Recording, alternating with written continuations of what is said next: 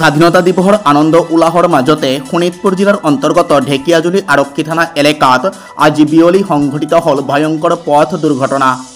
উক্ত পথ দুৰ্ঘটনাত আজি প্ৰাণ হেৰুৱালে দুগৰাকী লোকে। উল্লেখ্য যে ঢেকিয়াজুলি আৰক্ষী থানা এলেকাৰ চিৰাজুলিত 15 নং ৰাষ্ট্ৰীয় ঘাইপথত দুখন মটৰচাইকেলৰ মাজত আজি মুখামুখি সংঘৰ্ষ হয়। উক্ত দুৰ্ঘটনাৰ খবৰ পাই ঢেকিয়াজুলি আৰক্ষী থানাৰ যান-বাহন আৰক্ষী বিষয়া চণ্ডীৰাম নাথৰ নেতৃত্বত যোৱা যান-বাহন আৰক্ষীৰ দলে দুৰ্ঘটনাত পতিত হোৱা লোকসকলক উদ্ধাৰ কৰি চিকিৎসালয়লৈ নিয়ে, যদিও তাৰে দুগৰাকী লোকক চিকিৎসকে মৃত বুলি ঘোষণা কৰে। ইপিনে অইন দুগৰাকী লোক বৰ্তমান সংকটজনক অৱস্থাত চিকিৎসাধীন হৈ আছে। হয়, নমস্কাৰ।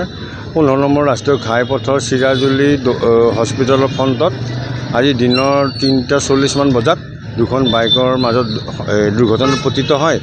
তাৰ ফলত বাইক আৰোহী আৰু বাইক চালকৰ গুৰুতৰভাৱে জখমপ্ৰাপ্ত হয় আৰু আমি লগে লগে চিকিৎসাৰ বাবে ঢেকিয়াজুলি CHC লৈ আহোঁ আৰু ঢেকিয়াজুলি CHC ডক্টৰে দুজনক মৃত বুলি ঘোষণা কৰে আৰু বাকী দুজনক উন্নত চিকিৎসাৰ বাবে টুমুকীলৈ প্ৰেৰণ কৰে।